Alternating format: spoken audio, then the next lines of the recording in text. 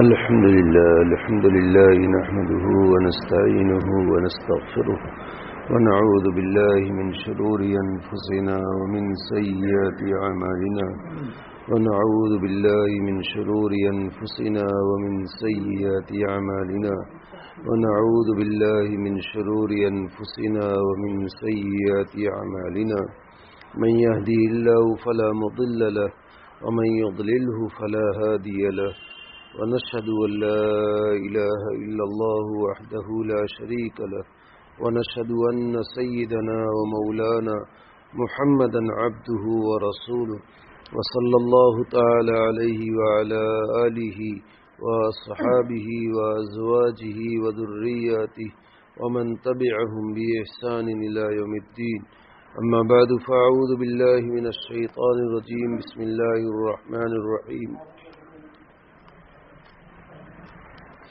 إن الذين أجرموا كانوا من الذين آمنوا يضحكون وإذا مروا بهم يتغامزون وإذا انقلبوا إلى أهلهم انقلبوا فكهين وإذا رأوهم قالوا إن هؤلاء لضالون وما أرسلوا عليهم حافظين فاليوم الذين آمنوا من الكفار يضحكون على الأرائك ينظرون هل ثوب الكفار ما كانوا يفعلون. جو لوگ مجرم تھے وہ ایمان والوں پر ہنسا کرتے تھے اور جب ان کے پاس سے گزرتے تھے تو ایک دوسرے کو آنکھوں ہی آنکھوں اشارے کرتے تھے اور جب اپنے گھر والوں کے پاس لوٹ کر جاتے تھے تو دل لگی کرتے ہوئے جاتے تھے اور جب ان مومنوں کو دیکھتے تو کہتے کہ لوگ یقیناً گمراہ ہیں، حالانکہ ان کو ان مسلمانوں پر نگراں بنا کر نہیں بھیجا گیا تھا. آخر ہوگا یہ کہ آج ایمان لانے والے کافروں پر ہنس رہے ہوں گے، آرام دہ نشستوں پر بیٹھے ہوئے دیکھ رہے ہوں گے کہ کافر لوگوں کو واقعی ان کاموں کا بدلہ مل گیا جو وہ کیا کرتے تھے. گزشتہ مجلس میں بات آئی تھی کہ ایمان والوں کا مذاق کرنا یہ کافروں کا طریقہ ہے اور انبیاء علیہم الصلاۃ والتسلیم کا مذاق کیا گیا ہر دور میں، اور انبیاء علیہم الصلاۃ والتسلیم پر ایمان لانے والے لوگوں کا بھی مذاق کیا گیا ہر دور میں. اور وجہ اس کی یہ تھی کہ عموماً انبیاء علیہم الصلاۃ والتسلیم پر ایمان لانے والے ابتداءً کمزور قسم کے لوگ ہوا کرتے تھے. کوئی موچی ہوتا، کوئی بڑھئی ہوتا، کوئی لوہاری کا کام کرتا، یعنی معاشرے میں جسے ہلکا کام سمجھا جاتا اور جسے کمتر درجے کے لوگوں کا کام سمجھا جاتا، ایسے لوگ ہر دور میں ہر نبی پر ایمان لانے والوں میں سبقت کیا کرتے تھے. عموماً گرچہ اچھے لوگ بھی ہوتے تھے لیکن ان کی تعداد کم ہوتی تھی.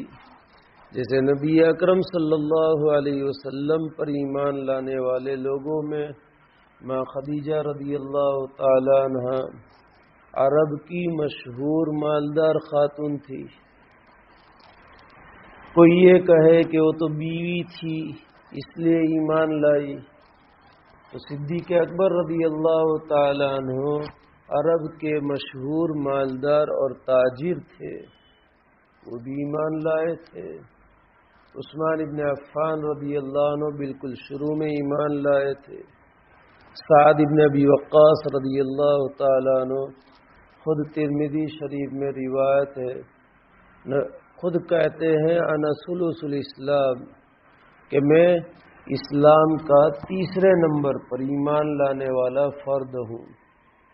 تو گویا کہ اور سعد بن ابی وقاص بھی بہت مالدار لوگوں میں سے تھے۔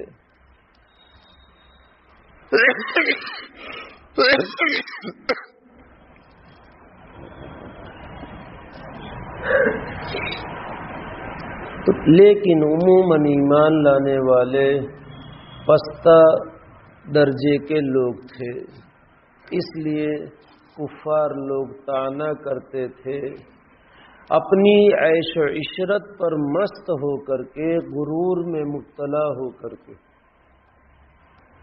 اور یہی آج کل بھی ہو رہا ہے کہ جن کے پاس مال ہے، دنیا ہے، عیش و عشرت ہے اور ریلم چھیل ہے، یہ لوگ جو ایمان میں پختہ ہیں اور ایمان میں پختگی کے بعد اللہ تبارک تعالیٰ نے آزمانے کے لیے ان پر حالات رکھے ہیں،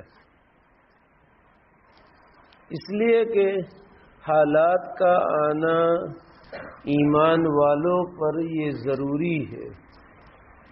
بغیر حالات کے اللہ تبارک تعالیٰ پہنچاتے بھی نہیں ہیں اعلیٰ درجے پر، آزمائش کے بغیر۔ اور روایتوں سے بھی اس کا ثبوت ہے صاف طور پر، اشد البلاء الانبیاء ثم الامثل فالامثل، کہ سب سے زیادہ مصیبت میں مبتلا انبیاء علیہ السلام کا گروہ ہے۔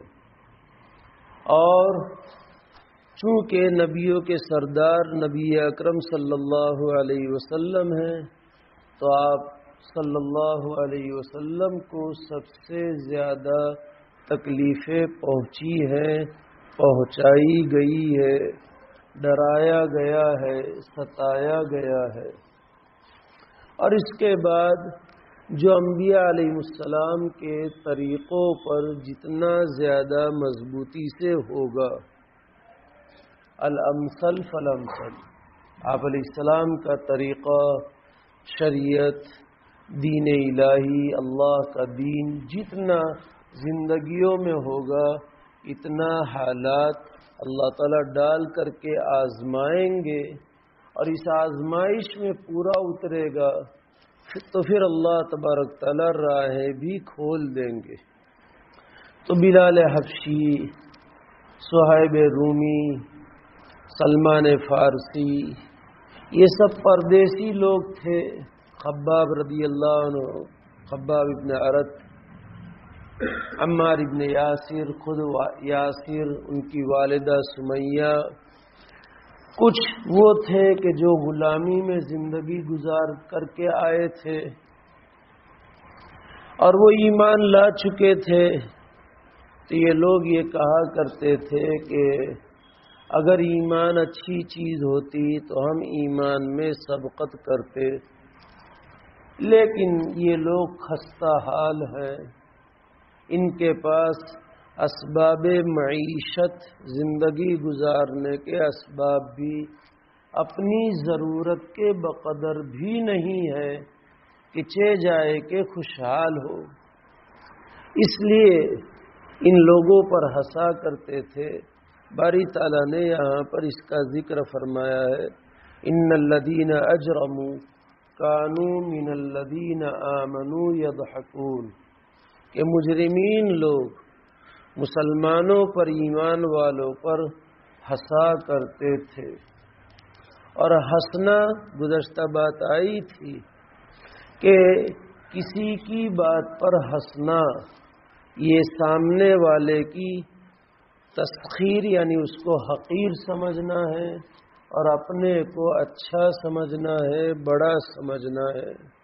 اور یہ اپنے کو بڑا سمجھنا، تکبر اور غرور میں مبتلا ہونا اور اپنے کو اچھا سمجھنا اور دوسرے کو حقیر سمجھنا انسانیت کی بنیاد پر بھی صحیح نہیں ہے، چہ جائے کہ اسلام کی تعلیم اس سے اعلیٰ درجہ کی ہے۔ ایک انسان کو انسان ہونے کی حیثیت سے کہ میں بڑا ہوں اس لیے میں تجھ پر حکمرانی کروں، تو حقیر ہے، میری چپل اٹھا پالش کر، نہیں ہے اس کو حق انسان ہونے کی بنیاد پر۔ پھر اس کو حقیر سمجھ کر اس کا مذاق اڑائے۔ مذاق زبان سے بھی اڑایا جا سکتا ہے، اور مذاق زبان کے علاوہ دیگر اعضاء سے بھی اڑایا جا سکتا ہے۔ مثال کے طور پر ایک آدمی کو عذر ہے اور واقعتاً عذر ہے، اور عذر کی وجہ سے وہ لنگڑاتا ہوا چلتا ہے، مثال کے طور پر۔ اب کوئی آدمی اس کی طرح چال چل کر کے دکھائے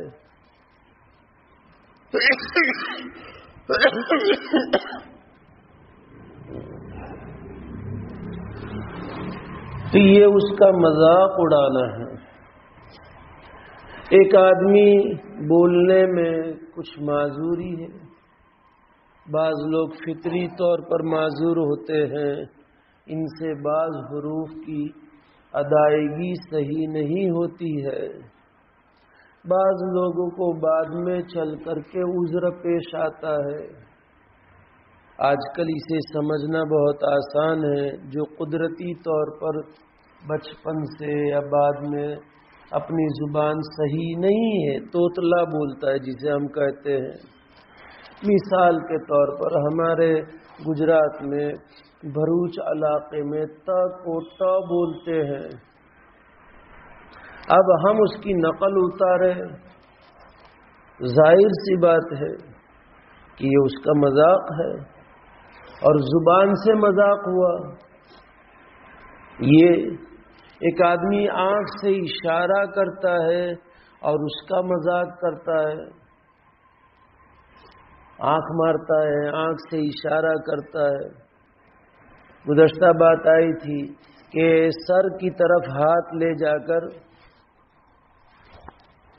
یوں اشارہ کرتا ہے کہ اسکرو ڈھیلا ہے مثلا، یا 25 پیسے کم ہے مثلا، اشارے سے کہتا ہے، تو یہ بھی مذاق ہے۔ کسی کو اللہ نے اپنی قدرت سے، اپنی قدرت سمجھانے کے لیے کسی کو اللہ نے معذور رکھا ہے، قدرتی طور پر معذور ہے، یا بعد میں چل کر کے معذور ہو گیا، اب اس کے عذر کو ہم نقل اتار رہے ہیں۔ یہ ساری باتیں مذاق میں داخل ہے، اور اسی کو اللہ تبارک تعالیٰ نے قرآن کریم میں سورہ ہمزہ میں وَيْلٌ لِكُلِّ ہُمَزَةٍ لُمَزَةٍ، اس میں اللہ تبارک تعالیٰ نے کہ جو زبان سے کسی کا مذاق اڑائے یا دیگر اعضاء سے کسی کا مذاق اڑائے، اس کے لیے سخت وعید بیان فرمائی ہے کہ ان لوگوں کے لیے ویل ہے۔ اور ویل حضرت عبداللہ ابن مسعود رضی اللہ تعالیٰ عنہ کا قول ہے کہ وادن فی جہنم۔ ایک موقع پر نبی اکرم صلی اللہ علیہ وسلم نے صحابہ کرام رضی اللہ عنہم کے سامنے یہ بات ارشاد فرمائی، کچھ آواز ہوئی تو آپ نے فرمایا کہ یہ اس چیز کی آواز ہے کہ جہنم کے اوپر سے پتھر پھینکا گیا تھا، مسلسل 70 سال 70 ایئرس، 70 جسے کہتے ہیں، وہ مسلسل گرتا رہا، اب جا کر کے وہ جہاں گرا ہے اس کی آواز ہے، اور یہ جہنم کی وہ وادی ہے جس کو قرآن نے ویل فرمایا۔ تو یہ ایسی گہری وادی جہنم میں کہ ایک چیز مسلسل 70 سال تک گرتی جائے تب جا کر کے وہ وادی میں پہنچتی۔ اب اوپر سے جو چیز ہم چھوڑتے ہیں وہ عموماً تیزی سے گرتی، اور جتنی بلندی پر سے نیچے آئے گی اتنی وہ تیزی سے آئے گی۔ نیچے سے اوپر پھینکنا ہو تو بڑی طاقت لگانی پڑتی ہے، اور تیزی سے جائے نہ جائے جتنا وزن دے اتنا تیزی سے جائے گا، لیکن اوپر سے نیچے چھوڑنے میں آپ چھوڑ دو یوں ہی تو بھی وہ تیزی سے لپکے گا۔ تو ویل فرمایا، ہمزہ ہاتھ کے زبان کے ذریعے سے برائی کرنے والے اور مذاق کرنے والے یہ لوگ ہیں، اور لمزہ آنکھ، کان، دیگر اعضاء کے ذریعے نقل اتارنے کے ذریعے سے نقل اتار کر جو مذاق کرے اور عیب بیان کرے اسے ایسے لوگ لمزہ ہے، ان کے لیے ویل ہے۔ بعض حضرات نے کہا کہ صحیح کو غلط کہنے والا بھی اس کا مصداق ہے۔ صحیح کو غلط کہنے والا، صحیح کو غلط کہنے والا کا مطلب ایک آدمی دماغ کا صحیح ہے اور ہم اس کو کہتے بدھو۔ بدھو کے معنی گانڈا، پاگل، بے وقوف۔ تو ایک آدمی صحیح العقل ہے، اللہ تعالیٰ نے اسے صحیح دماغ عطا فرمایا، صحیح سوچ عطا فرمائی ہے۔ اب سوچ ہر ایک کی الگ الگ ہوتی ہے اور ہر ایک کا انداز بھی الگ الگ ہوتا ہے، لیکن فی نفسی وہ صحیح العقل ہے، اس کا دماغ بالکل ٹھیک ہے۔ ہم اس کو بے وقوف کہے، گانڈا کہے، بدھو کہے، یہ ہوا اس میں وعید میں داخل ہے، اور یہ بھی اس کا مذاق ہے، اور یہ وعید اس کے اوپر شامل ہے۔ ایک آدمی گناہ میں مبتلا تھا، گناہ کیا تھا، گناہ کرنے کے بعد اس نے توبہ کر لیے۔ مثلا سارق ہے، چور ہے، چوری کی تھی لیکن اب اس نے توبہ کر لیے، پھر اب ہم اس کو چور کہتے ہیں، چور کہہ کر کے بلاتے ہیں، یا اس کا ہم تذکرہ کرتے ہیں کہ فلاں آدمی تو چور تھا، اخبار میں شائع ہوا تھا، اس نے تو ایسی چوری کی تھی، ٹی وی چینلوں پر اس کا تذکرہ ہوا تھا مثال کے طور پر۔ ایک آدمی زانی ہے، بدکاری کی تھی اس نے، یقیناً بہت برا فعل ہے، شریعت میں بڑا گناہ ہے، گناہ کبیرہ میں شامل ہے، لیکن توبہ کر لیے، پھر ہم اس کو او بدکار، اے زانی، اے ویشیا، یہ کہہ کر ہم اسے پکار رہے ہیں، اے بدچلن، یا یہ کہ پکار نہیں رہے ہیں کیونکہ ہمت تو ہے نہیں، ہم اتنے بہادر تو ہے نہیں کہ کسی کو اس کے منہ پر اس طرح کہے، پیٹھ پیچھے ہی ہوتا ہے، تو اس کا تذکرہ کریں ہم اس طریقے سے کہ فلاں تو بد چلن ہے، فلاں تو بد، اس کا بھانڈا پھوٹ گیا تھا، یوں ہوا تھا، لے کر کے بھاگ گیا تھا، وغیرہ وغیرہ،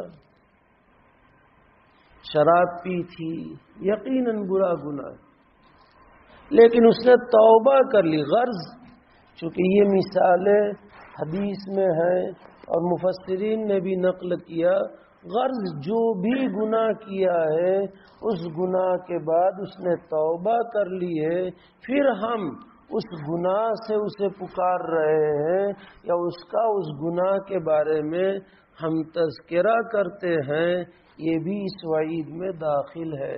مذاق اڑانا، بدگوئی کرنا، یہ اور اس کے لیے ویل ہے، اور یہ مذاق ہے، اور یہ سخریہ کی ممانعت یعنی مذاق کرنے کی ممانعت میں داخل ہے۔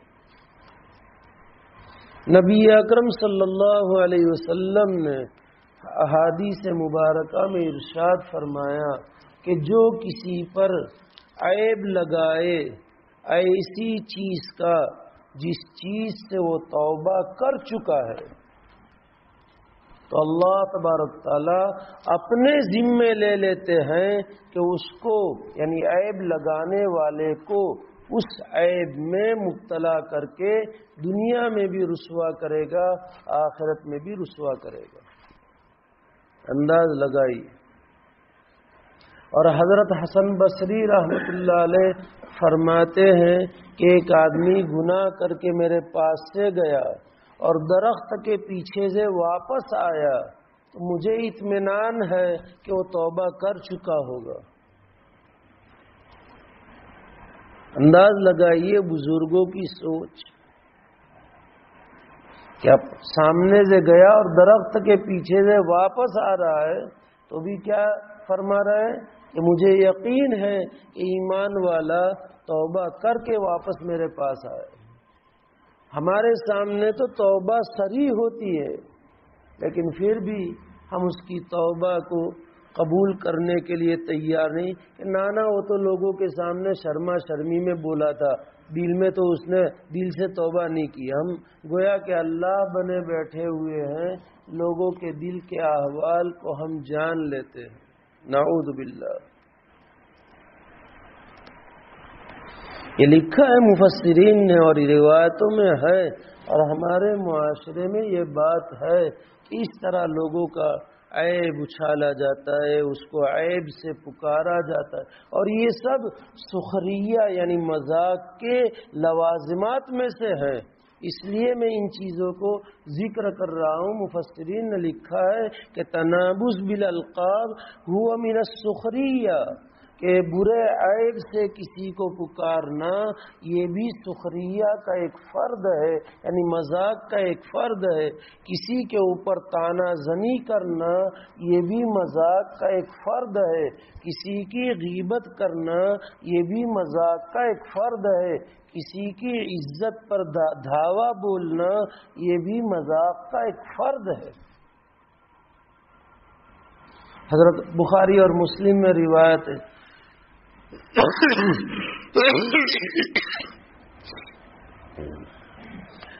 حضرت ابو ہریرہ رضی اللہ تعالیٰ عنہ راوی ہے، نبی اکرم صلی اللہ علیہ وسلم نے ایک موقع پر ارشاد فرمایا کہ تم آپس میں ایک دوسرے پر حسد نہ کرو، ایک دوسرے کو پیٹھ نہ دکھاؤ، ایک دوسرے کے بھاؤ پر بھاؤ نہ کرو۔ ایک بھائی کوئی چیز خریدنا چاہتا ہے اور اس کا پکا ارادہ ہے تو تم اس کے بیچ میں ٹانگ مت اڑاؤ، اور آپس میں ایک دوسرے سے بغض نہ رکھو، بھائی بھائی بن کر رہو۔ اور پھر اس کے بعد آپ صلی اللہ علیہ وسلم نے فرمایا کہ ایک مسلمان کے اوپر دوسرے مسلمان کی یہ چیزیں حرام ہے، دمہ ومالہ وعرضہ، لا تحاسدوا ولا تدابروا ولا تناجشوا ولا يبيع بعضكم على بيع بعض ولا تباغضوا وكونوا عباد الله اخوانا، للمسلم على المسلم حرام ماله ودمه وعرضه۔ آپ صلی اللہ علیہ وسلم نے فرمایا کہ ایک مسلمان پر مسلمان کا مال بھی حرام ہے، اس کا خون بھی حرام ہے، اور اس کی عزت بھی حرام ہے، یعنی اس کی عزت کے اوپر حملہ کرے، اس کی جان پر حملہ کرے، اس کے خون کو بہائے، اس کے مال کو لوٹ کھسوٹ کر کے لے لے، غصب کر کے لے لے، چوری کر کے لے لے، ناجائز طور پر لے لے۔ اور یہ سب آج ہو رہا ہے کہ نہیں میرا ہے، میرا مال ہے۔ غلط کاغذات بنانا آسان ہے آج کل، نیچے سے لے کر اوپر تک سب کو پھوڑنا آسان ہے، تلاٹی سے لے کر کے اوپر تک۔ سچ کہتا ہوں میں تو، گرچہ اظہار حقیقت ہے کہ جن کے پاس زمین وبھاگ، محصول وبھاگ ہوتا ہے نا، وہ کروڑوں بنا لیتا ہے، کروڑوں تو کم ہے۔ ہاں، آج یہ کھاتے کے لیے، یہ کھاتا حاصل کرنے کے لیے اس میں چڑھا چڑھی ہوتی ہے کہ مجھے یہ کھاتا مل جائے، مجھے یہ کھاتا مل جائے، مجھے یہ کھاتا مل جائے۔ اور لوگ تو کہتے بھی ہے کہ تلاٹی ایسا بندر ہے کہ وہ مودی کے ہاتھ میں بھی نہیں آیا ہے ابھی تک، سب آن لائن کر کے سب کو کنٹرول میں، لیکن پھر بھی ہے چوریا، لیکن تلاٹی ابھی تک ہاتھ میں نہیں آیا۔ اور اسی کے پاس سارا بنیادی قبضہ اسی کے پاس ہے. اور مسلمان بھی اس میں مجھے اچھی طرح مجھے یاد ہے، مجھے واقفیت بھی ہے، میں اچھی طرح جانتا ہوں کہ غلط کاغذات، غلط نام، غلط اسٹیمپ پیپر بنا کر کے، غلط نوٹریز کروا کر کے، غلط دستاویز بتا کر کے اپنے نام چڑھا دینا، دوسروں کے نام برخاست کر دینا، یہ سب ہو رہا ہے. للمسلم علی المسلم حرام مالہ ودمہ وعرضہ. تو یہ حدیث میں ہے کہ اگر کسی مسلمان کو یا کافر کہہ کر کے پکارے، ایک نیو مسلم ہے، اس کو اس کے پہلے دین سے پکارا، اسلام لا چکا ہے، اب اس کو کہ وہ سگھڑا تھا، وہ پنجابی تھا. ایک مثال سمجھانے کے لیے کہہ رہا ہوں، جو ہمارے یہاں یہ الفاظ مروج ہیں، اس لیے میں بول کر کے آپ کو سمجھا رہا ہوں کہ وہ پنجابی تھا. ارے بھائی تھا، جب تھا، ابھی کیا ہے، اس سے بات کرو نا. اسلام لا چکا ہے، اسلام قبول کر چکا ہے. عورتیں ہیں، مرد ہیں، اس کو سابق دین سے مخاطب کرنا، سابق دین کی طرف منسوب کرنا. تو آپ علیہ السلام نے فرمایا کہ اگر وہ یا کافر کہہ کر کے پکارتا ہے اور اسلامی شریعت ہے، اسلامی لا ہے، قانون اسلام کا چل رہا ہے، اسے کوڑے پھٹکارے جائیں گے.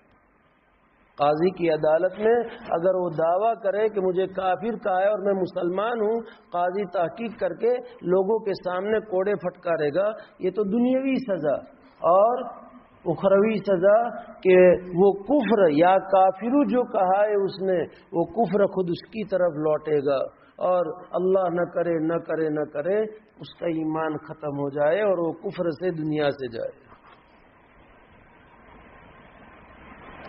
یہ ہے کسی کے خاندان پر حملہ کرنا، یہ عصبیت ہے. میں اپنی ہی مثال دیتا ہوں کہ ہم تو وہرے ہیں، تم لوگ فلاں ہو، شیخ ہو، نے کمبار ہو، نے وہ ہو، نے وہ ہو، ہم وہرے ہیں. تو خاندان پر نسب کرنا یہ بھی اس وعید میں داخل ہے.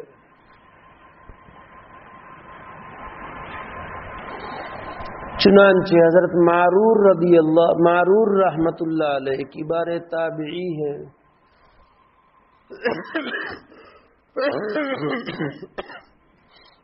اور یہ واقعہ بخاری شریف میں امام بخاری علیہ الرحمہ نے متعدد جگہوں پر نقل کیا ہے، اور میں کئی مرتبہ سنا بھی چکا ہوں.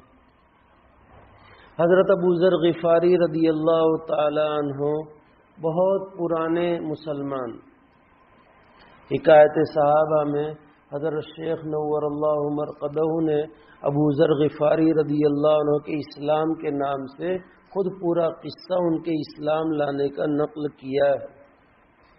اور امام بخاری علیہ الرحمہ نے بھی باب و قصت ابی ذر ایک جگہ پر، اور ایک جگہ پر اسلام ابی ذر، ابو ذر رضی اللہ عنہ کا اسلام، اور پورا واقعہ امام بخاری علیہ الرحمہ نے بھی نقل کیا ہے کہ ابھی مکہ معظمہ میں اسلام کا نام لینا اپنے جان سے کھیلنے کے برابر تھا. اس وقت حضرت ابو ذر غفاری اپنے قبیلہ بنو غفار سے، جو عرب کا مشہور قبیلہ، بڑا قبیلہ، مالدار قبیلہ سمجھا جاتا تھا، مالدار قبیلے کے، مشہور قبیلے کے سردار قسم کے آدمی تھے. ایمان لا چکے تھے اور بالکل ابتدا میں ایمان لائے تھے. ابھی دار ارقم میں اسلام تھا. حضرت عمر بھی ابھی اسلام نہیں لائے تھے رضی اللہ عنہ. اس سے پہلے حضرت ابو ذر غفاری رضی اللہ عنہ اسلام لا چکے.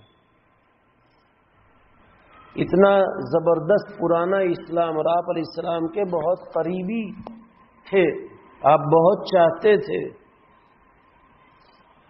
ایک موقع پر انہوں نے حضرت بلال حبشی رضی اللہ تعالیٰ عنہ کو گالی دے دی. اور گالی کیا؟ ہم جیسے اپنی زبان میں بولتے ہیں اس طرح ان کی زبان میں بولا کہ تم تو حبشن کے بیٹے ہو، یبن السودا. واقعتاً بلال رضی اللہ عنہ کی ماں، بلال بھی خود حبشی تھے، ان کی ماں بھی حبشہ کی تھی، اور حبشہ کے رہنے والوں کا جو حال ہے ہم جانتے ہیں. آج بھی حبشہ کے رہنے والے اسی معیار پر کالے ہیں، ہونٹ موٹے موٹے ہیں. اس دور میں جہاں لوگ عروج پر ہے، کیونکہ فطری چیز ہے، آج بھی کالے ہیں، ہونٹ موٹے ہیں، ان کا جسم بھی موٹا ہے. تو بلال رضی اللہ تعالیٰ عنہ تھے. یبن السودا کہا حضرت ابو ذر غفاری رضی اللہ تعالیٰ عنہ نے حضرت بلال رضی اللہ عنہ کو. اور بلال رضی، اور انداز سے آدمی ایک حقیقت کا ہے، لیکن انداز ساتھ میں ہوتا ہے نا طنز کا، تو وہ انداز تھا. کیونکہ یہ عربی تھے، قبیلے غفار کے تھے، اور مشہور مالداروں میں سے تھے، اور سرداروں کی قسم میں سے تھے. انہوں نے حضرت بلال رضی اللہ تعالیٰ عنہ کو ایک موقع پر یہ لفظ بول دیا. حضرت بلال رضی اللہ تعالیٰ عنہ کو برا لگا. آپ صلی اللہ علیہ وسلم کی خدمت میں حاضر ہو کر کے عرض کیا کہ مجھے ابو ذر رضی اللہ عنہ نے ایسا کہا ہے. آپ صلی اللہ علیہ وسلم نے حضرت ابو ذر غفاری رضی اللہ تعالیٰ عنہ کو بلایا اور پوچھا اعیرتہ بأمہ،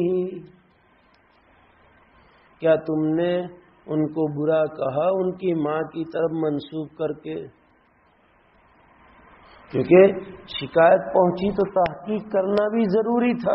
یہ نہیں کہ بلال میرا خادم ہے، بلال میرا مؤذن ہے تو بلال نے کہا 100% 100% یہ صحیح ہی ہوگا، اس لیے تحقیق نہیں کی. آج ہمارا حال یہی ہے کہ بس میرے آدمی نے کہا نہیں، میرا آدمی پرفیکٹ آدمی ہے، میرا آدمی کبھی غلط نہیں ہو سکتا ہے، میرے آدمی نے کہا بس آرڈر نکلے گا، سیدھا وارنٹ چھٹے گا کہ پکڑ کر کے لاؤ. یہاں تحقیق ہو رہی ہے. ابو ذر غفاری رضی اللہ تعالیٰ عنہ کو بلایا اور پوچھا اعیرتہ بأمہ، کیا تعلیم تھی آپ کی؟ انصاف کہ جب بھی کوئی مقدمہ حضرت علی رضی اللہ تعالیٰ عنہ کو آپ صلی اللہ علیہ وسلم نے نصیحت فرمائی تھی، جب حضرت علی رضی اللہ تعالیٰ عنہ کو ایک جگہ کا قاضی بنا کر بھیجا تھا کہ علی جب تک کہ دونوں فریق کی بات نہ سن لو فیصلہ مت کرنا. حضرت علی رضی اللہ تعالیٰ عنہ کہتے ہیں کہ آپ صلی اللہ علیہ وسلم کی اس وصیت پر پوری زندگی میں نے عمل کیا، کبھی فیصلے میں خطا نہیں کی. دیکھو نا استاد میری آنکھ پھوڑ ڈالی. کیا معلوم تم نے اس کی سن کر کے بات مان لی کہ وہ 2 آنکھیں پھوڑ کر کے آیا ہے. وہ 2 آنکھیں پھوڑ کر کے آیا تو سامنے والا بیٹھا تو نہیں رہے گا نا، وہ بھی تو اپنا دفاع کرے گا. تو اس نے دفاع کرتے اس کی 1 آنکھ پھوڑی، اس کی 2 آنکھیں اس نے پھوڑ ڈالی ہے. تو 1 آنکھ پھوڑنے والا اب تمہارے سامنے آ کر شکایت کرے اور اس پر فوراً فیصلہ صادر کر دیا جائے؟ ہرگز ہرگز نہیں. تو حضرت بلال رضی اللہ تعالیٰ عنہ کی شکایت پر حضرت ابو ذر غفاری رضی اللہ عنہ سے پوچھا. حضرت ابو ذر غفاری نے بھی صحیح جواب دیا. ہم جیسے ہوتے کہ مفتی صاحب میری یہ مراد نہیں تھی، نہ یوں تھا، نہ میں نے تو یہ پہلو میں کہا تھا، نہ میں نے تو یوں نے 1000 طرح کے جلیبی کی طرح گھمانے کی کوشش کرے. کہتے ہیں کہ جلیبی کی طرح سیدھا ہے. ہمارے محاورے میں جب کسی کو برا کہنا ہو تو کہہ دینے کا کہ بہت جلیبی کی طرح سیدھا ہے تو. یہ گول گول گھماتے صحابہ کی کسی موقع پر یہ شان نہیں تھی. بس جو حقیقت تھی کہا کہ یا رسول اللہ نعم، ہاں میں نے کہا۔ اس موقع پر آپ علیہ الصلوۃ والسلام نے جو حضرت ابو ذر غفاری کے بارے میں فرمایا وہ مجھے سمجھانا ہے۔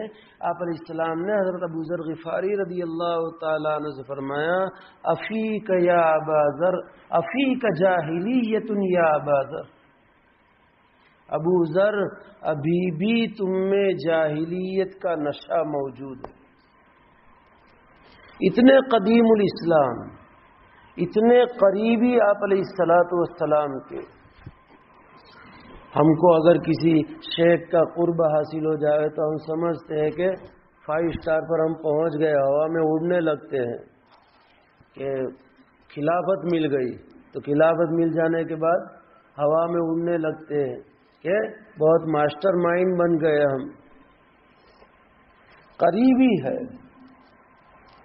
انتہائی بہت سارے موقع پر آپ علیہ السلام نے حضرت ابو ذر کے کندھوں پر ہاتھ رکھ کر پیار سے، لکھا ہے محدثین نے کہ ابو ذر سے آپ کو بہت تعلق تھا، اور انتہائی زاہدانہ زندگی گزاری ہے حضرت ابو ذر غفاری رضی اللہ تعالیٰ عنہ۔ مال جمع کرنے کو جائز ہی نہیں سمجھتے تھے، مال دنیا ان کے پیچھے نہیں پڑ سکی، یہ وہ صحابی ہے، لیکن اس کے باوجود بھی نبی اکرم صلی اللہ علیہ وسلم تھرمامیٹر ماپ کر کے کہہ رہے ہیں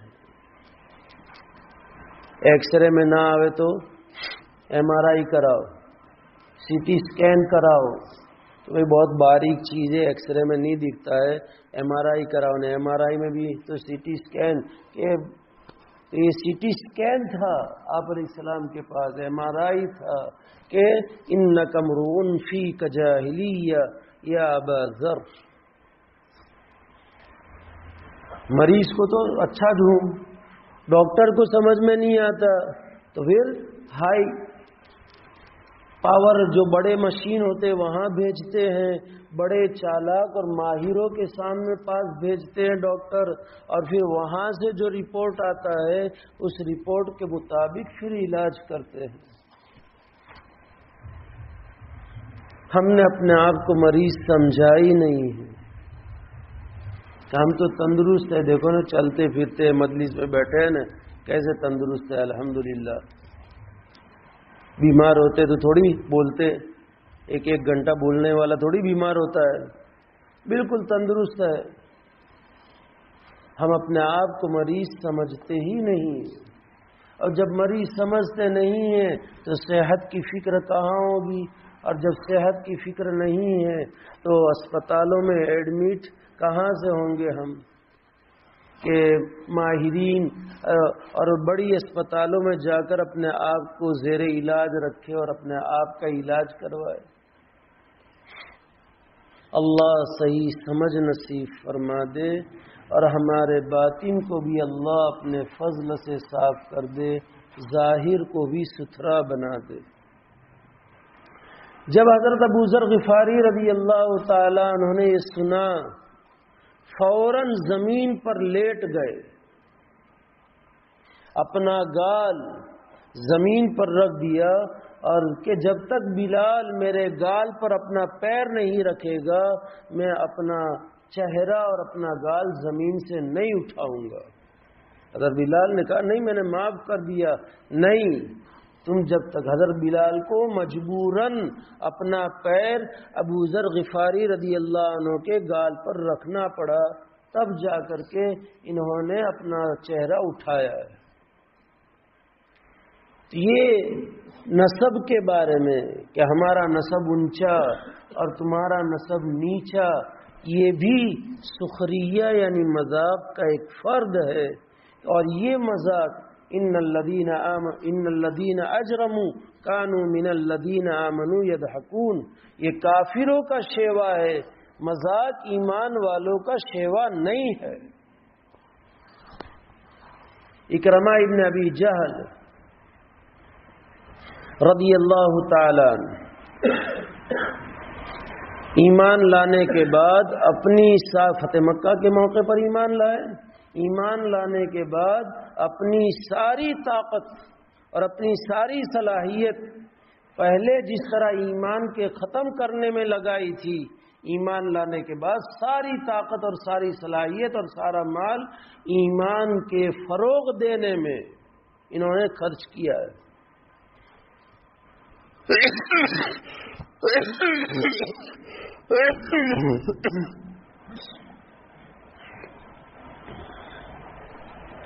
مدینہ منورہ آئے، لوگ کہنے لگے کہ جاء ابن فرعون هذه الامہ، اس امت کے فرعون کا بیٹا آیا۔ اکرمہ ابن ابی جہل رضی اللہ تعالی عنہ نے نبی اکرم صلی اللہ علیہ وسلم سے عرض کیا، ایمان لانے کے بعد باپ کی طرف نسبت کر کے عیب لگانا چاہا۔ فرعون ہادی الامہ ابو جہل تھا، موسیٰ علیہ السلام کے فرعون سے بھی بڑھا ہوا تھا یہ، کہ اس کے یہاں تو آخری دم میں تواضع آئی تھی، اور یہ قول اس نے کہا تھا کہ آمنت برب ہارون و موسیٰ، کہ میں ہارون اور موسیٰ کے رب پر ایمان لایا، لیکن خدا نے اس کا ایمان قبول نہیں کیا۔ الآن اب ایمان لاتے ہو؟ لیکن اس ابو جہل نے تو مرتے وقت بھی تکبراً کہلوایا تھا آپ علیہ الصلوۃ والسلام سے۔ حضرت عبداللہ ابن مسعود رضی اللہ تعالیٰ عنہ ابو جہل کے سینے پر بیٹھ کر کے اس کا سر کاٹ، بالکل آخری عالم ہے، سر کاٹنے کے میں لگے ہوئے، تو کہتا ہے کہ میرا پیغام محمد کو پہنچا دینا کہ زندگی میں جتنا غصہ تھا اس سے زیادہ ابھی غصے میں ہوں۔ یہ ابو جہل نے کہلوایا تھا اور کہا تھا کہ میرا سر تھوڑا نیچے سے کاٹنا، تاکہ جب جن لوگوں کا سر رکھا جائے کٹے ہوئے مقتولین کے، تو اس میں میرا سر بڑا لگے کہ سر بڑا سردار کا، کہ یہ سردار کا سر ہے۔ حضرت عبداللہ ابن مسعود رضی اللہ تعالیٰ عنہ لے کر کے گئے تھے، آپ علیہ السلام کو پیغام پہنچایا۔ آپ نے فرمایا کہ میری امت کا فرعون ہے، اور میری امت کا فرعون موسیٰ کے فرعون سے بڑھا ہوا ہے۔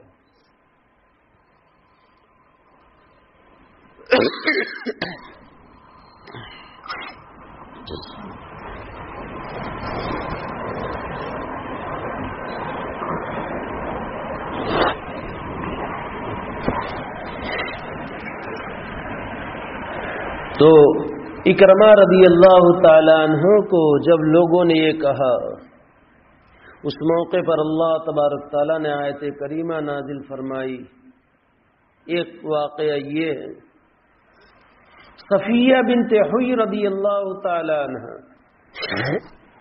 آپ صلی اللہ علیہ وسلم کی ازواج مطہرات میں سے ہیں، بہت اچھا کھانا پکاتی تھی، اس لیے دیگر ازواج مطہرات کو ان پر ازواج مطہر شوقن ہونے کی حیثیت سے ان کے ساتھ کچھ انبن بھی رہتی تھی۔ آپ علیہ السلام کو ان کے ہاتھ کا کھانا پسند تھا۔ ایک موقع پر عائشہ رضی اللہ تعالی عنہ نے اشارہ کر کے کہا کہ وہ تو ایسی ویسی ہے، اشارہ کر کے کہا، اور ان کے پستہ قد ہونے کو ہم کہتے ہیں نا ویتیوں سے گجراتی میں، اور اردو میں کہتے بالشتیا ہے، ناٹا تو ہے، پستہ قد ہے، پیروں کے ٹھکانے نہیں ہے، بدن کا ٹھکانہ نہیں ہے۔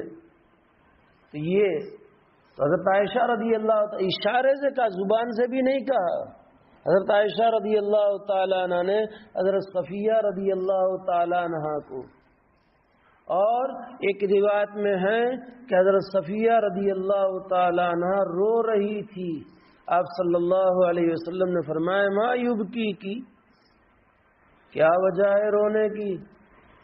تو حضرت صفیہ رضی اللہ تعالیٰ عنہ کہنے لگی، یہ سب مجھے یہودن کہتے ہیں،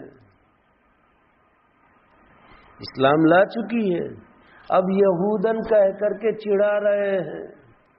آپ صلی اللہ علیہ وسلم نے فرمایا کہ تم کو تو شرف حاصل ہے کہ ایک نبی کی اولاد میں سے، ہارون علیہ السلام کے خاندان میں سے تھی، کہ تمہارا باپ نبی ہے، تمہارا شوہر نبی ہے، جبکہ ان کو یہ فضیلت حاصل نہیں ہے، تم نے کیوں نہیں کہا ان کو؟ اس پر حضرت عائشہ رضی اللہ تعالی عنہ کے اوپر آپ علیہ الصلوۃ والسلام نے فرمایا، عائشہ تم نے ایسی بات کہی ہے کہ اگر دریا میں ڈال دی جائے، دریا کا پانی تمہاری اس بات کی وجہ سے پورا کڑوا بن جائے۔ اور آپ نے ناراضگی کا اظہار فرمایا۔ اس موقع پر یہ آیت کریمہ نازل ہوئی۔ یہاں مجھے بتانا، ایک اور بات بتانا ہے کہ آپ صلی اللہ علیہ وسلم کی ازواج مطہرات میں سب سے زیادہ لاڈلی، چہیتی، محبوبہ عائشہ رضی اللہ تعالی عنہا تھی، سب سے زیادہ قرب تھا۔ لیکن جب شریعت کا مسئلہ آیا، اصلاح کا مسئلہ آیا، آپ نے کوئی خاطرداری، کوئی رعایت نہیں فرمائی، فوراً آپ نے تنبیہ فرمائی کہ میرا بیٹا مرتضیٰ تو ایسا کرے نا، وہ تو سونے کے پانی، زمزم کے پانی سے دھلا ہوا ہے، اس لیے وہ کرے نا نے، تم غلط ہو، تم یعنی سمجھانا مجھے، میں اپنی ہی مثال دیتا ہوں تاکہ لوگوں کے ہم اگر ہوتے ہیں اور اپنے متعلقین ہوتے ہیں تو وہاں ہزار ہیلے حوالے اور ہزار تعویلیں ہوتی ہے، اور اگر کوئی دوسرا کرے تو کہ نہ بھائی اس نے غلط کیا، تم غلط کو غلط کیوں نہیں مانتے؟ تو اپنی غلطی کے لیے گلیاں تلاش کرنے کی، راستے تلاش کرنے کے، دوسرے کی غلطی کو اعلان کروانا کا اور اس کو سب کے سامنے بیچ میں قبول کروانے کا۔ یہاں چہیتی تھی، لاڈلی تھی، اور امت کو تمام ازواج مطہرات میں سب سے زیادہ علم حضرت عائشہ رضی اللہ تعالی عنہا سے ہی پہنچا ہے۔ 1/3 علم امت کو حضرت عائشہ رضی اللہ تعالی عنہا سے پہنچا ہے، لیکن اصلاح کا موقع آیا تو فوراً تنبیہ فرمائی۔ اس موقع پر آیت کریمہ نازل ہوئی، یا ایھا الذین آمنوا لا يسخر قوم من قوم عسى ان يكونوا خيرا منهم ولا نساء من نساء عسى ان يكن خيرا منهم، کہ مرد کسی مرد کو حقیر نہ سمجھے، اس کا مذاق نہ اڑائے۔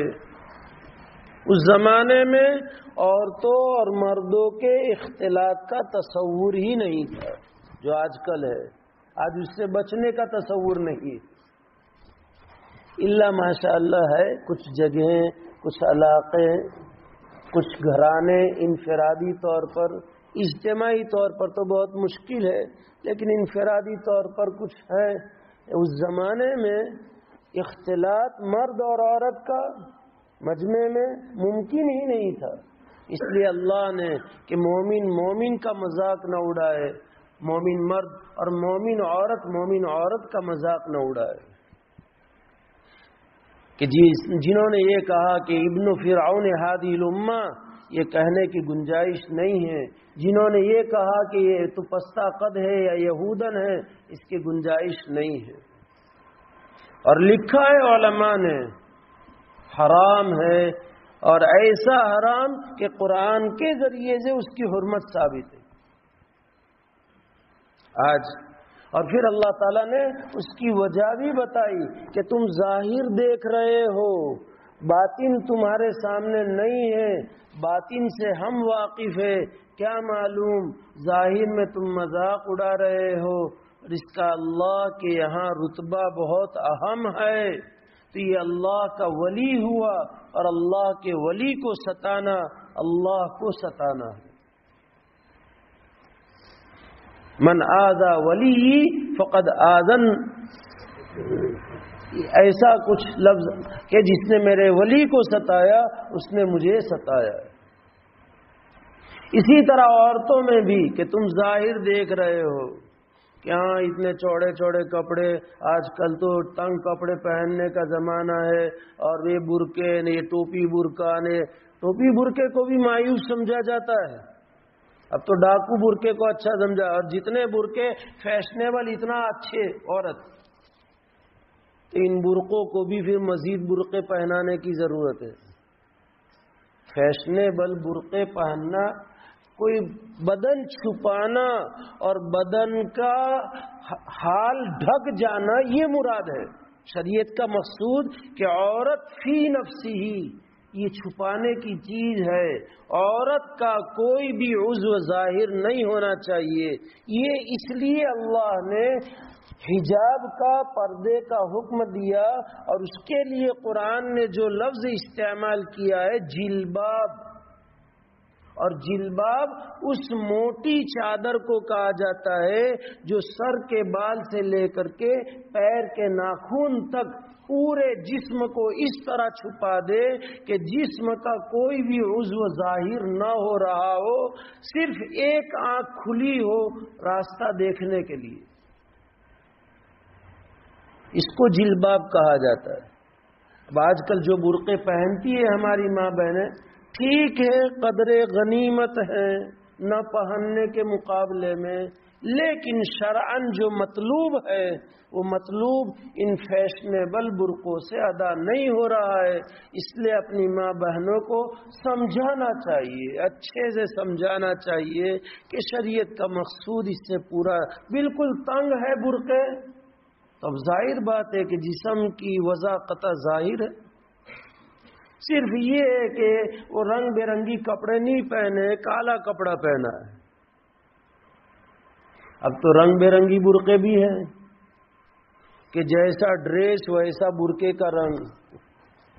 ہاں میں مذاق نہیں کر رہا ہوں، میں حقیقت کی زمین سے اوپر کی باتیں نہیں کر رہا ہوں، میں زمین کی سطح کی باتیں کر رہا ہوں میں، کہ ڈریس کا جیسا رنگ ہے ویسا برقع، اور ہے ایسی عورتیں پہننے والی، میں مذاق نہیں کر رہا ہوں بالکل، کہ تو کا سب دیکھنے جاتا ہے، تو سب چیزوں کا دیکھنا ضروری تھوڑی نہ ہے۔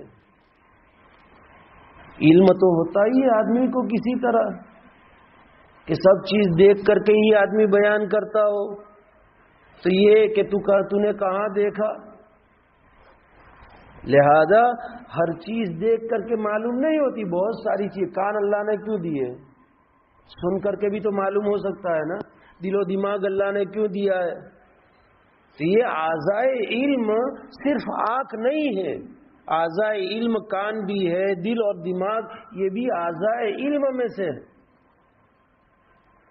اس لیے یہ کہ کیا معلوم، خیر وہ بات پھر دوسری حجاب کی بات آ گئی، لیکن عرض مجھے یہ کرنا ہے کہ کیا معلوم کہ اس کا ظاہر جسے تم سمجھتے ہو کہ ٹوپی برقع نے، یہ پرانی ذہنیت نے، نیرو مائنڈ نے، زمانے کے ساتھ یہ لوگ میچ نہیں کھاتے، اس لیے ان کو زمانے سے کچھ وابستگی نہیں ہے، بس قرآن حدیث، بس اسلام اور وعظ اور نصیحت نے، حلقے نے، تبلیغ نے، چلہ نے، خانقاہ نے، مدرسہ نے، جماعت نے، اس کے علاوہ بس ان کا کوئی ذہن ہی نہیں چلتا ہے، ایسا سمجھ کر کے جو مذاق اڑانے والیاں ہیں یا جو مذاق اڑانے والے ہیں، ذرا سوچ لے، عسى ان يكونوا خيرا منهم، عسى ان يكن خيرا منهم،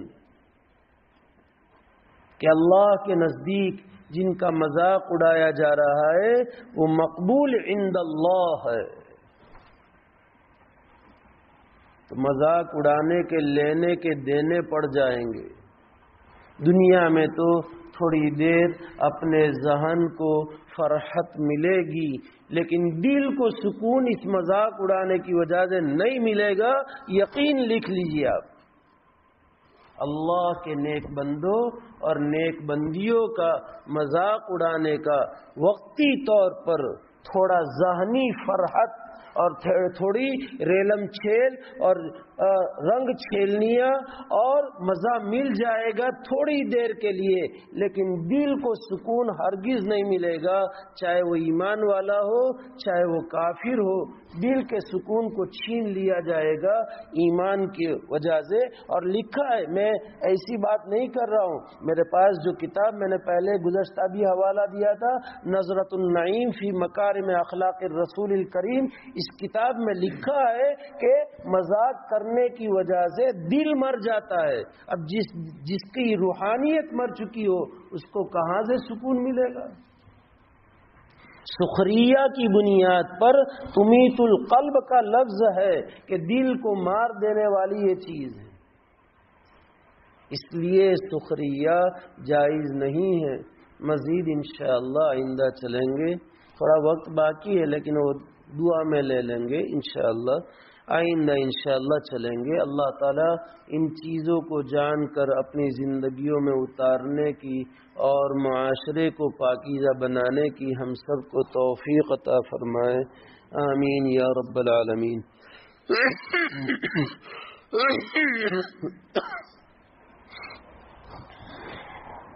بسم اللہ الرحمن الرحیم، اللہم انت السلام ومنک السلام تبارک یا ذا الجلال والاکرام۔ اللہم صل علی سیدنا ومولانا محمد وبارک وسلم۔ سبحان اللہ وبحمدہ، سبحانک اللہم وبحمدک، نشہد ان لا الہ الا انت، نستغفرک ونتوب الیک۔ اللہم اغفر لنا ولوالدینا ولاساتذتنا ولمشائخنا ولازواجنا ولذریاتنا ولاخواننا ولاخواتنا ولاقاربنا ولاحبابنا ولطلبتنا ولمن حق علينا ولمن احسن الينا ولمن اوصانا بالدعاء ولسائر المؤمنين والمؤمنات والمسلمين والمسلمات۔ اللهم صل على سيدنا ومولانا محمد وبارك وسلم يا ارحم الراحمين يا ارحم الراحمين يا ارحم الراحمين۔ ہم سب کے سارے گناہوں کو معاف فرما اے اللہ، چھوٹے بڑے، دن کے رات کے، ظاہراً خفیتاً، لوگوں کے بیچ میں رہ کر، تنہائیوں میں رہ کر، جتنے بھی گناہ ہے اے اللہ ہمیں اپنے گناہوں کا اقرار ہے، یقیناً ہمیں اپنے گناہوں کا اعتراف ہے۔ اے اللہ ہم مجرم ہیں، اے اللہ آپ کی جناب میں توبہ کرتے ہیں، اے اللہ آئندہ نہیں کریں گے، اے اللہ پکا وعدہ کر رہے ہیں۔ اے اللہ ہماری توبہ قبول فرما، توبہ نصوحہ نصیب فرما، موت تک توبہ نصوحہ پر استقامت نصیب فرما۔ اگر غلطی ہو جائے فوراً توبہ کرنے کی توفیق عطا فرما۔ اے اللہ پوری امت کے سارے گناہوں کو معاف فرما۔ اے اللہ پوری امت کے سارے گناہوں کو معاف فرما۔ اے اللہ اگر آپ پوری امت کو معاف کر دیں گے، آپ کے خزانے مغفرت میں ذرہ برابر کمی نہ ہوگی۔ آپ عفو ہے، آپ غفور ہے، غفار ہے، ستار ہے، رؤوف ہے، کریم ہے، رحمان الرحیم ہے۔ اے اللہ آپ کو معافی پسند ہے۔ اے اللہ پوری امت کے سارے گناہوں کو معاف فرما۔ اے اللہ امت پر رحم فرما۔ اے اللہ امت کو ہدایت سے مالا مال فرما۔ اے اللہ امت کو مساجد سے وابستہ فرما۔ اے اللہ امت کو قرآن سے وابستہ فرما۔ اے اللہ امت کی ہدایت، مساجد سے وابستگی اور قرآن سے وابستگی میں اپنے فضل سے ہمیں اور ہماری قیامت تک کی نسلوں کو قبول فرما۔ اے اللہ امت کے احوال درست فرما۔ اے اللہ امت کو ظالم نہ بنا۔ اے اللہ امت کو مظلوم نہ بنا۔ اے اللہ مظلومین کی مدد فرما۔ اے اللہ مظلومین کی مدد فرما۔ اے اللہ مظلومین کی مدد فرما۔ آپ کا وعدہ ہے ولو بعد حین، اگرچہ ایک زمانے کے بعد، اے اللہ ہم کمزور ہیں، اے اللہ مظلومین کمزور ہیں، اے اللہ مظلومین کی مدد فرما۔ اے اللہ مظلومین کے لیے رحمتوں کے دروازے کھول دے۔ اے اللہ مظلومین پر رحمتوں کی بارش موسلا دھار بارش کی طرح برسا۔ اے اللہ مظلومین کی آباد کاری کے اسباب غیب سے پیدا فرما۔ اے اللہ مظلومین کو غلبہ نصیب فرما، اے اللہ مظلومین کو فتح مبین نصیب فرما، ظالمین کی سخت پکڑ فرما، ظالمین کی سخت پکڑ فرما، دنیا عبرت حاصل کرے ایسی ظالمین کی سخت پکڑ فرما۔ اے اللہ ہمارے ملک کا مسلمان بھی مظلوم ہے، اے اللہ مذہبی شناخت ختم کرنے کی کوششیں ہیں، اے اللہ اے اللہ اے اللہ اس ملک میں تا قیام قیامت مسلمانوں کو اپنے اسلامی تشخص کے ساتھ باقی رکھنے کا فیصلہ فرما دے۔ اے اللہ ہمارے اکابر نے بڑوں نے قربانیاں دی ہیں، ان کی قربانیاں اے اللہ ضائع نہ فرما، ہماری حفاظت فرما، ہماری قیامت تک کی نسلوں کی حفاظت فرما، ظالمین کے سارے منصوبے ناکام فرما، اے اللہ ان کے سارے عزائم کو ختم فرما، اے اللہ ان کے مکر کے سامنے آپ کا مکر اے اللہ وجود میں لے آ، اے اللہ آپ کا مکر غالب رہے گا انشاءاللہ، اے اللہ آپ اپنا مکر فرما دیجئے، ہم کمزور ہیں آپ قوی ہیں، قوی کمزور کا ساتھ دیتا ہے، ہم آپ کے ماننے والے ہیں، آپ کے سامنے پیشانی ٹیکنے والے ہیں، یہ پیشانی غیر کے سامنے اے اللہ کبھی نہیں ٹکی، اے اللہ اس کی لاج رکھ کر کے اس ملک کے مسلمانوں کے ایمان کی، اسلام کی، اخلاق کی، اعمال کی، شاعر اسلام کی، اوقاف کی، مذہبی حقوق کی، جان مال عزت عفت عصمت کی اے اللہ پوری حفاظت فرما۔ اے اللہ اس مسجد کو، مسجد کے آباد کرنے والوں کو، ان کی قیامت تک کی نسلوں کو، شہر کے سارے مسلمانوں کو، ان کی قیامت تک کی نسلوں کو، ہم سب کو اور ہماری قیامت تک کی نسلوں کو عالمی سطح پر قبول فرما۔ اس مسجد کی، مسجد کے آباد کرنے والوں کی، ان کی قیامت تک کی نسلوں کی، شہر کے سارے مسلمانوں کی، ان کی قیامت تک کی نسلوں کی، ہم سب کی اور ہماری قیامت تک کی نسلوں کی پوری حفاظت فرما۔ اے اللہ نبی اکرم صلی اللہ علیہ وسلم نے جن خیر کو مانگا وہ سب ہم سب کو، ہم سب کے سب متعلقین کو، ہماری قیامت تک کی نسلوں کو اور عالم کے مسلمانوں کو نصیب فرما۔